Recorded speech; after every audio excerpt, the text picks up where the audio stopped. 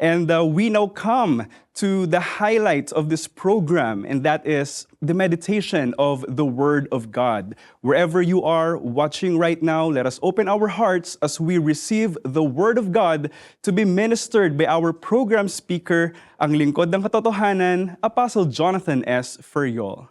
Thank you, Pastor Bench. At ngayon po ay dumako tayo sa pagbubulay ng mga salita ng Panginoon at ang ating pagbubulayan ngayon ay itong paksa na patungkol sa bautismo. And speaking of baptism, it wasn't long ago that our country witnessed one of the biggest evangelistic crusades that have ever staged or held here in our country in recent memory.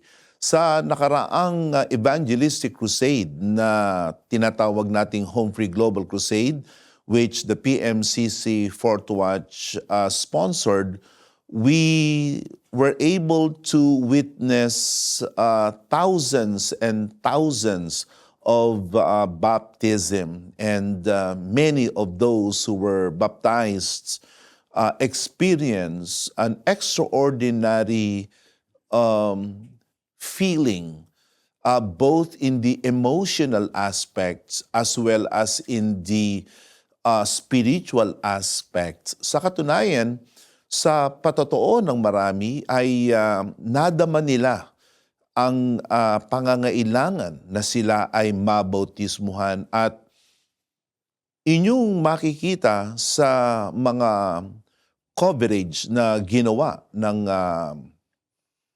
sa ating krusada ay halos hindi pa natatapos ang inyong lingkod sa pagdadala at pamamahayag ng salita ng Diyos, at ang mga tao ay lumalapit na at sila ay halos namimilit na sila ay mabautismuhan. At kahit mayroong ilang mga sandali na katagalan bago sila mabautismuhan, ay sila ay matyaga na naghintay ng kanilang pagkakataon upang sila'y mabautismuhan.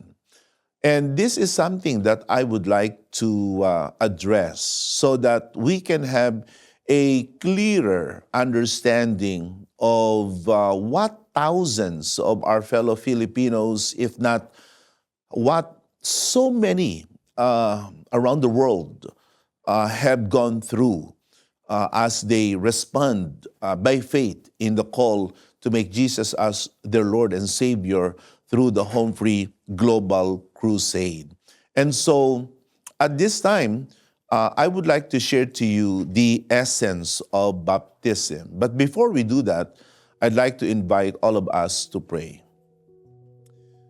Father God in heaven, we thank you, for you are the one who is leading us to understand more your words. Give us humility of heart so that we can understand the Bible. May your Holy Spirit guide us, and may the lips of your servant be guided as I preach this particular subject. This is my prayer in the name of Jesus. Amen. First of all, magkaroon tayo ng tinatawag na pag-aaral patungkol sa ugat ng salitang bautismo or baptism. It is actually from the Greek word baptizo, which means to dip or to submerge. Yan ay ang pakahulugan dyan ay yung siya ay ang tao ay ilubog. At ito ang larawan talaga ng bautismo. Hindi ito sa ano pamang mga bagay o sa ano pamang kaparaanan, kundi ito ay nangangahulugan literal ng paglubog, lalong-lalo na sa tubig. Ito ang etymology ng baptism o yung root meaning na ito. And we are going to see in the following points that I will be making that baptism indeed picture this submersion or immersion in water in order to fully capture its essence. In the book of Matthew chapter 3:16, it was Jesus, our dear Lord and Savior himself, who was baptized, no less than by John the Baptist. It reads, as soon as Jesus was baptized, he went up out of the water, and at that moment heaven was opened. Saw the Spirit of God descending like a dove and lighting on him. So, mismo ang Panginoong Jesus ay nabautismuhan. At ayon sa kanya sa talatang 15 in verse 15, ang sagot niya ay ito ay kailangan at ito'y nararapat upang tuparin ang katwiran. Walang iba kundi ang katwiran ng Panginoon. Jesus replied, let it be so now. It is proper for us to do this to fulfill all righteousness.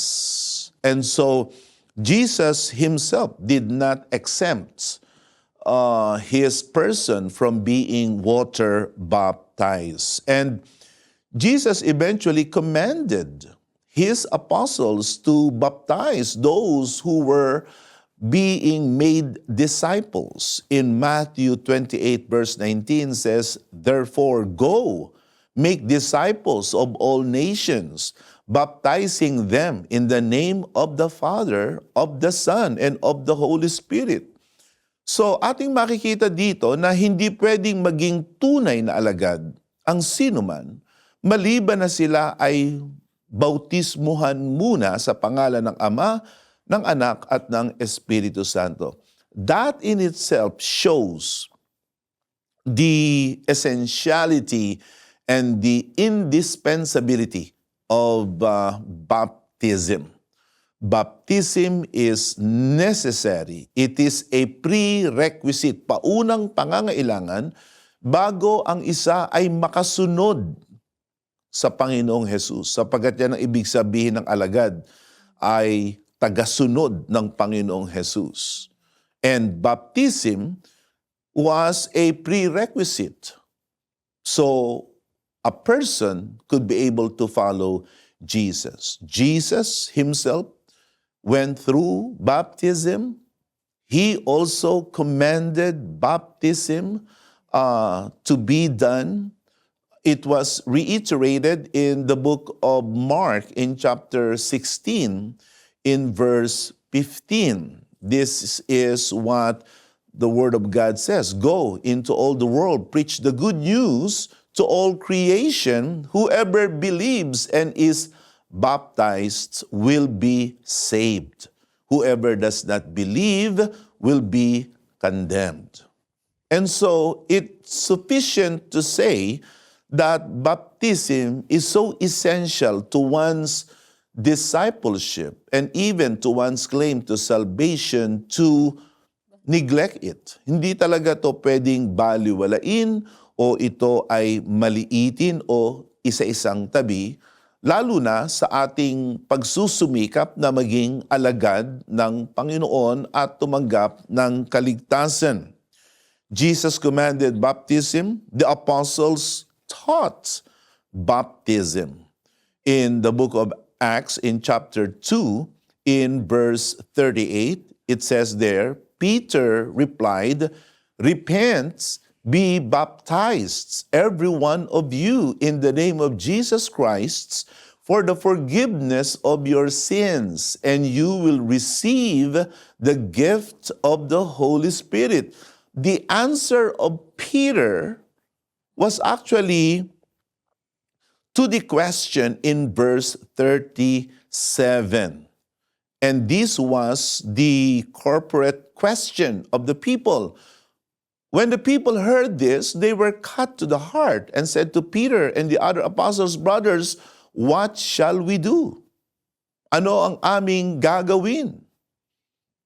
Ano ang aming dapat ikilos? Ano ang dapat na maging tugon namin dito sa Ebanghelyo, sa mabuting balita na aming narinig na iyong ipinangaral? Ang sagot ni Pedro, magsisi at magpabautismo ang bawat isa sa inyo in the name of Jesus Christ for the forgiveness of your sins, and you will receive the gift of the Holy Spirit. Kapag ka ang tao ay magsisi at magpabautismo, tatanggapin niya ang kapatawaran ng kanyang mga kasalanan. Kapatawaran ng kanyang kasalanan. At pagkatapos na siya'y mapatawad sa kanyang mga kasalanan, pagkatapos na siya'y malinis sa pamamagitan ng kapatawaran ng kanyang kasalanan, ay tatanggapin niya ang kaloob ng Espiritu Santo. Napakaliwanag ang kahalagahan ng pagpapabautismo na ito'y kailangang gawin kaakibat ng tamang pagsisisi. Jesus practiced it or observed it. He commended it. The apostles also taught it. And now, the early believers, the early batch of followers of Jesus submitted to baptism. In the book of Acts 2:41 says, those who accepted his message were baptized. 3,000 were added to their number that day. Those who accepted his message. In other translations of the Bible, ang sabi, those who believed what Peter said were baptized and added to the church that day about 3,000 in all.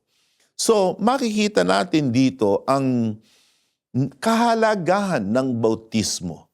Ito ay naranasan ng Panginoong Hesus, iniutos ng Panginoong Hesus, ito ay itinuro ng mga apostol, ito'y ginanap ng mga unang mananampalataya, kaya hindi natin mapapasubalian ang kahalagahan ng bautismo.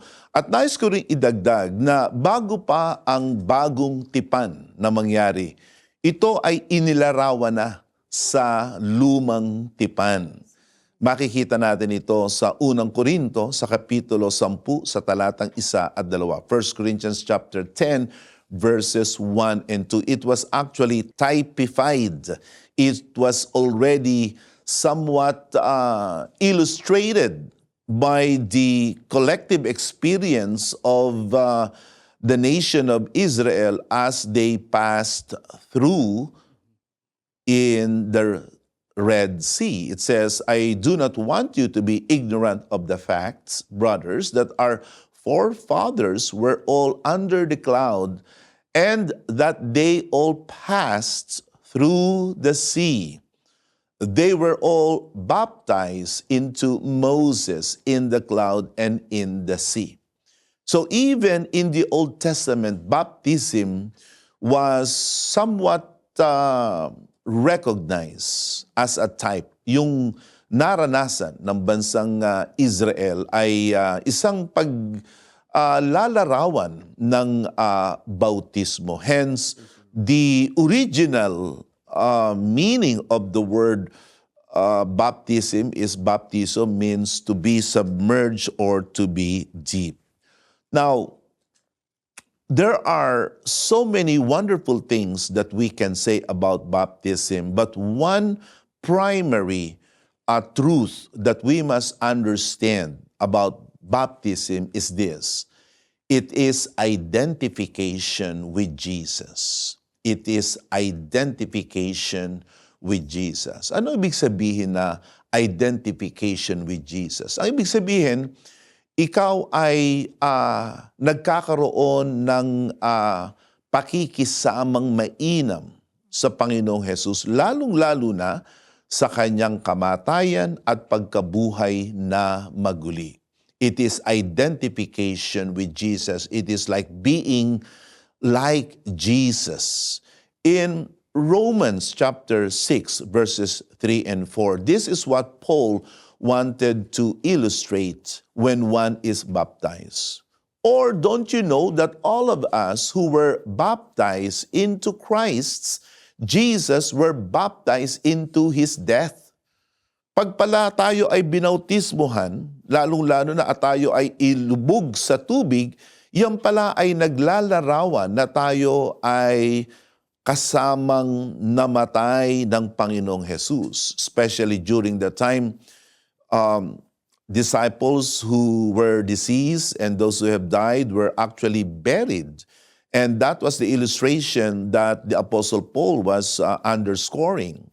Don't you know that all of us who were baptized into Christ Jesus were baptized into his death? In the next verse, it says, "We were therefore buried with him through baptism into death." Kaya sa bautismo, kailangang ilubog. At ang buong tubig, habang ito ay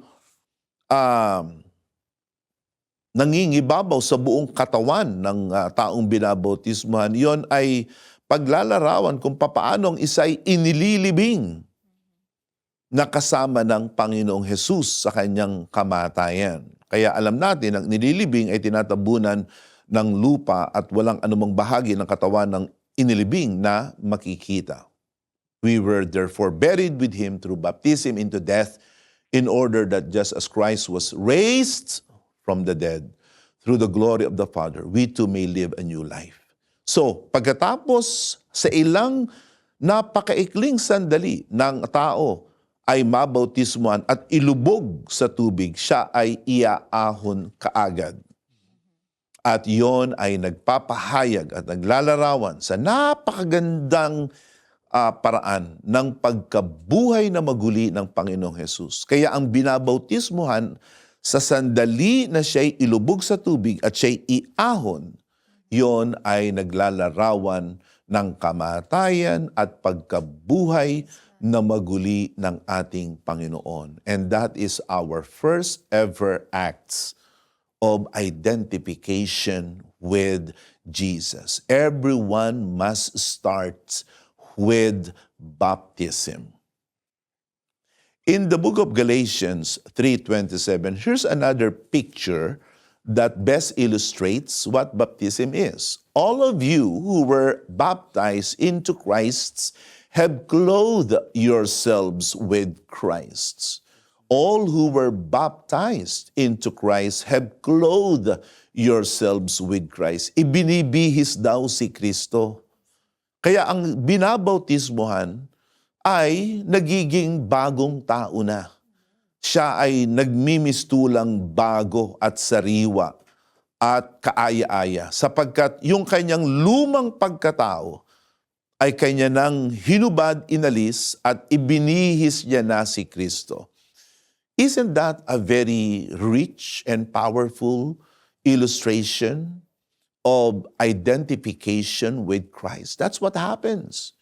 When you are baptized in water, you become identified with Christ in his most important chapter, particularly his death and his resurrection. At kapag ka ikaw ay mabautismuhan, ay ibinibihis mo si Kristo. Now, having said that, we need to understand right now some, I would say, queries and question of people with regards to baptism and salvation. They ask, does baptism required for salvation? Is baptism necessary for salvation? Well, we will simply let the Word of God answer that question. In the book of 1 Peter, chapter 3, verse 21, and then we will read in the book of Acts 2:41. This water symbolizes baptism that now saves you also. So it is so clear that baptism is salvific. This water symbolizes baptism that now saves you, not the removal of dirt from the body, but the pledge of a good conscience toward God. It saves you by the resurrection of Jesus Christ. So makikita natin dito yung tinatawag na salvific, the redemptive character and element of baptism. It says so there. I'm just gonna let the Word of God speaks for itself. This water symbolizes baptism that now saves you. Not the removal of dirt from the body, but the pledge of a good conscience toward God. It saves you by the resurrection of Jesus Christ. That is the one baptism that is being mentioned in the scriptures, particularly in the book of Ephesians chapter 4 in verse 5. The one baptism. Iisa lamang ang bautismo na dapat ay maranasan ng mga tao, at yung bautismo na yan, walang iba kundi ang bautismong itinuturo ng banal na kasulatan. That is the one baptism being mentioned there. That baptism actually saves. But baptism in itself, sa kanyang sarili lamang, ay hindi ito magliligtas. Kahit ka pa mabautismohan ng 100 beses at kilala ka na ng lahat ng mga isda o kung ano man na nasa ilalim ng tubig, baptism separate from the death and resurrection of Jesus cannot save. Baptism in itself, separate, detached from one's belief and faith in Christ Jesus, cannot save. But the baptism that is an expression of one's faith and belief in Christ Jesus is the baptism that saves. Kaya ang sabi sa banal na kasulatan sa the book of Acts chapter 2 sa verse 41, those who accepted His message o those who believed were baptized. Kaya sila nagpabautismo sapagkat nauna ang kanilang pananampalataya. Nauna yung kanilang paniwala na si Jesus ay Panginoon at tagapagligtas. Nauna yung kanilang pagsisisi. We read that in the book of Acts in chapter 2 verse 38. Na kung saan ang sabi doon, repent and be baptized, every one of you. So you will notice that baptism is always part and parcel of this overall and collective work of someone who truly repents. Baptism must be done after one has believed and after one has repented. So baptism cannot be disregarded and baptism cannot be dismissed. Now, are we going to say that that is the work of man? Yan ba ay gawa ng tao? Hindi po. Ang pagsisisi ay utos ng Diyos na dapat gawin ng sinumang tunay na nagsisisi at ng sinumang tunay na sumasampalataya sa Panginoon.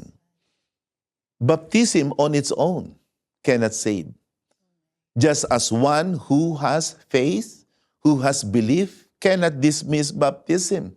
Hindi ka pwedeng tumigil na ikaw ay sumampalataya lamang. Mahalaga na yung tunay na sumasampalataya ay nababautismuhan. And so, that is what we practice.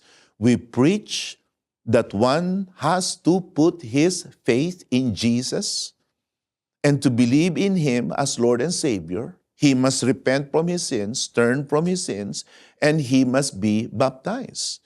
Hindi yan gawa ng tao. Yan ay utos ng Diyos na dapat gawin ng sinumang nais na maligtas at nais na maging alagad ng Panginoon.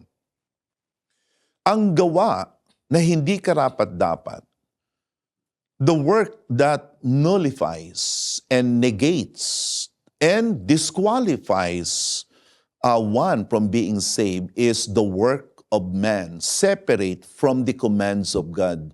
Yan yung mga tinatawag na gawa ng tao na kailanman ay hindi magliligtas sa sino man.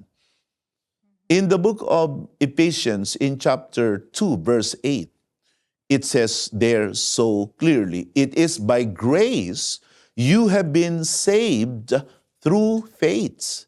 And this is not from yourselves, it is the gift of God. Ang kaligtasan daw ay sa pamamagitan ng pananampalataya, hindi sa anumang gawa, hindi ito galing sa tao. It is not our own meritorious works. It is not by our own righteousness. The same thing is mentioned in verse 5 of Ephesians 2.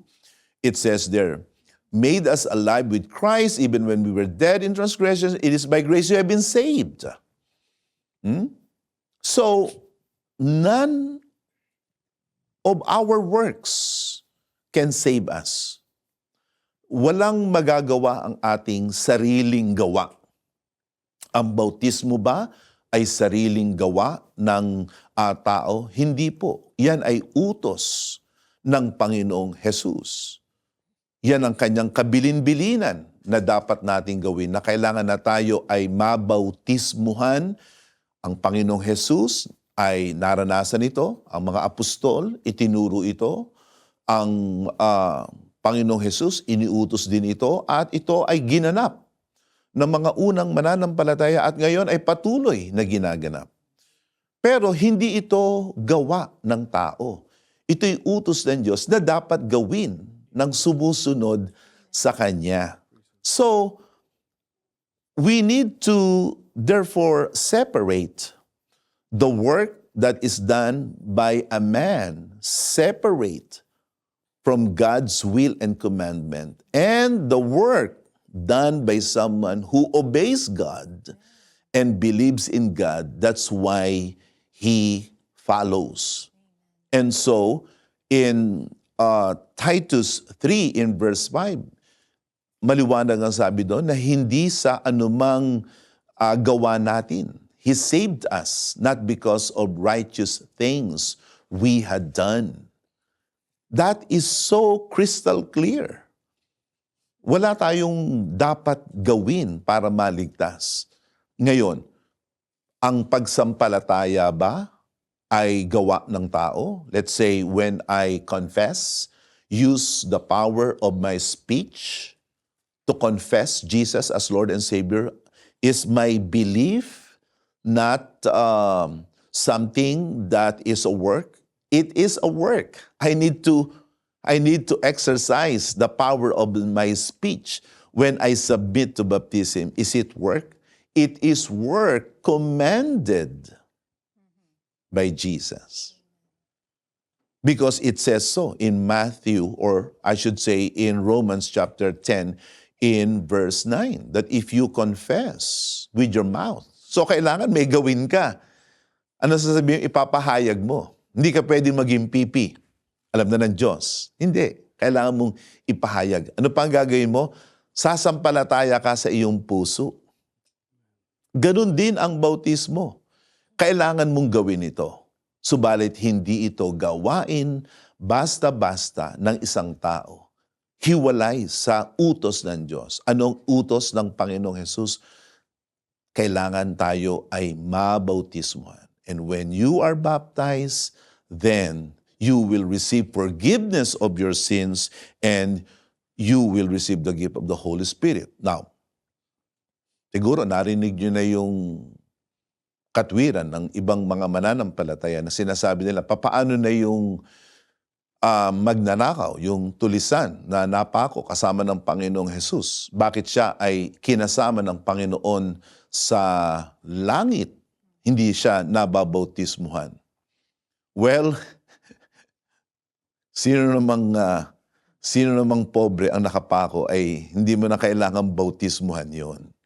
But that was an exception to the rule, of course.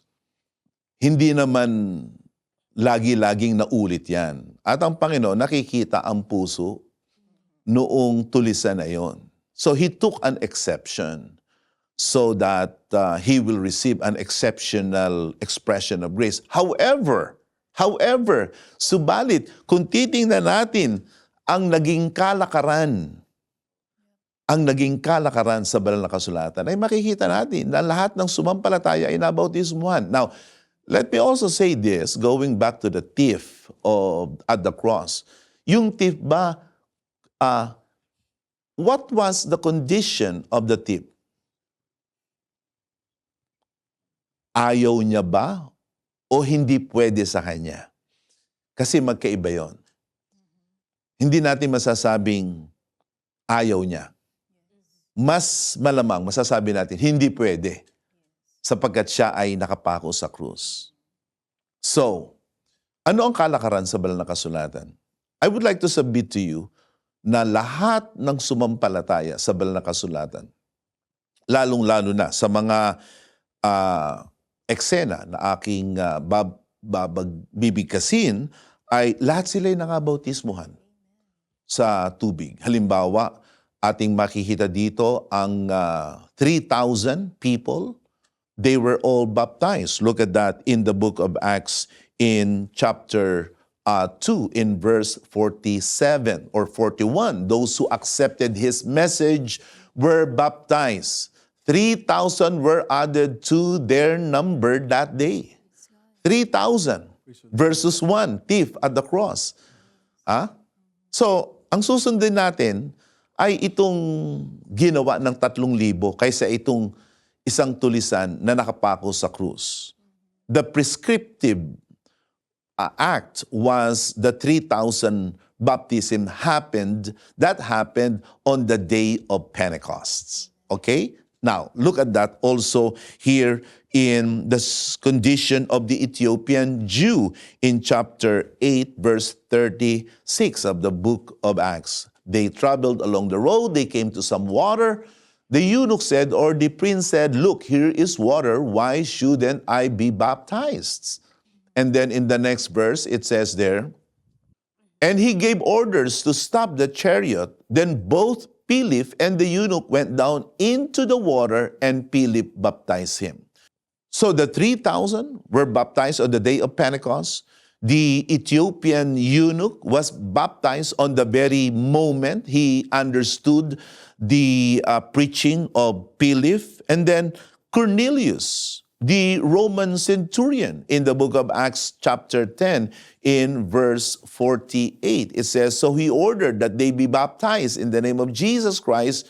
Then they asked Peter to stay with them for a few days. On the very day, at that very night, that they understood the gospel of Jesus Christ, Cornelius and his entire household were baptized as well. The Philippian jail warden in the book of Acts 16:33, at that hour of the night, the jailer took them, washed their wounds. Immediately, he and all his family were baptized. Kaagad-agad, kara-karaka. There was no time to lose. There was no intervening time between confession and baptism. Nung gabing ding yun, ay nabautismuhan itong Philippian jailer na ito, 10 ng kanyang sangbahayan. Gayun din si Lydia. One of those listening was a woman named Lydia, a dealer in purple cloth from the city of Thyatira, who was a worshiper of God. The Lord opened her heart to respond to Paul's message. When she and the members of her household were baptized, she invited us to her home. The very day Lydia and her family received the gospel, they were right away baptized. In the book of Acts, in chapter 9, in verse 18, this was the condition of Paul. Immediately, something like scales fell from Saul's eyes. He could see again. He got up and was baptized. Kaya si Pablo ay agad na bautismuhan. This was the prescriptive format in the scriptures na kailangan ay mabautismuhan. At hindi kailangan mabautismuhan, kundi basta kailangang mabautismuhan, kara-karaka, kaagad-agad. And this is what we practice in the PMCC Fourth Watch. If someone believes, repents, that Jesus is Lord and Savior and he repents from his sins, he felt that initial experience of the moving of the Holy Spirit in his or her life, then we receive them in baptism. And those of us who are baptized, we must be added into the church in which we will be taught. Doon tayo tuturuan ng mga sugo ng Diyos. Ang mga sugo din ng Diyos, those who are representatives of Christ are the ones that must also baptize you because it is to them the work of baptism was actually entrusted. And they are the ones who will subsequently teach us, train us to follow the commands of the Lord Jesus. Once again, it is my hope and prayer that you have been enlightened in this exhortation. And if you would like to repent from your sins, receive Jesus as Lord and Savior, and be baptized, then you are making the best decision ever in your life. Follow this prayer if you want to receive Jesus and receive baptism. Father God in heaven, I confess I am a sinner. I receive Jesus as Lord and Savior. Forgive me of my sins. Cleanse me from all my sins as I repent and receive baptism. In the name of Jesus, my only Lord and my only Savior. Amen. Once again, thank you for giving me this opportunity to be of service to you. Praise God. Thank you so much, Apostle, for the clear message from the Lord. I love how when you emphasize that baptism is an act to be identified with Christ. Karamihan kasi ang isip ng mga tao, ang bautismo ay pagpapalit ng relihiyon. Kundi ang bautismo ay ibinibihis natin si Kristo. Ito ay pasimula ng panibagong buhay sa Panginoon. That is true, and that is the straightforward teaching about baptism. It is identification with the death and resurrection of Jesus. It is putting on Christ, and it is an important part of one's expression of faith and belief in Christ Jesus. There's an interesting question, Apostle, about why Jesus, though he was sinless, still chose to be baptized. Well, he himself answered that. He said, this is to fulfill all righteousness. Because Jesus Christ never disobeyed, he never violated any law. And so to show to us that he is the perfect man, he submitted himself to baptism.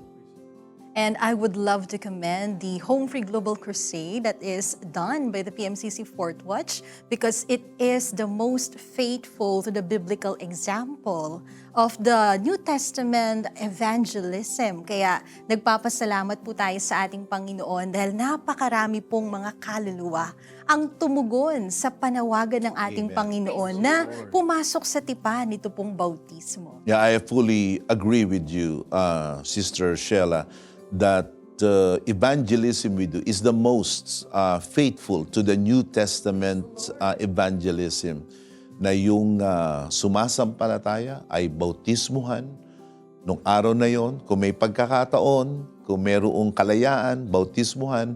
At ang ipinapangaral ng PMCC Fort Watch, walang iba ay ang walang daya na ebanghelyo ng Panginoong Jesus, na ang ating sinasampalatayanan ng ebanghelyo ay ang kapangyarihan ng Diyos sa ikaliligtas ng mga sumasampalataya, na ang kamatayan at pagkabuhay na maguli ng Panginoon ay sapat na tayo ay matubos sa ating mga kasalanan at wala tayong anumang maidadagdag sa ating kaligtasan. Wala tayong kailangang ipagdasal, wala tayong kailangang puntahang lugar, wala tayong dapat aniban, wala tayong dapat gawin kung ano sa ating sarili, kundi ang dapat gawin lamang ng tao ay sundin, gawin yung ipinag-uutos ng Panginoong Jesus. Praise the Lord. And so sa lahat po ng ating mga taga-subaybay ngayong umaga, we hope and pray that we fully understand the will of God in our lives. Kung ating tanggapin ang ating Panginoon bilang ating sariling tagapagligtas, bahagi nito ay ang pagtanggap at pagsunod sa tipan ng bautismo. Give us a call. Our numbers are now on your screen, and our phone counselors are willing to minister to you. Thanks for watching. Subscribe for more exclusive videos.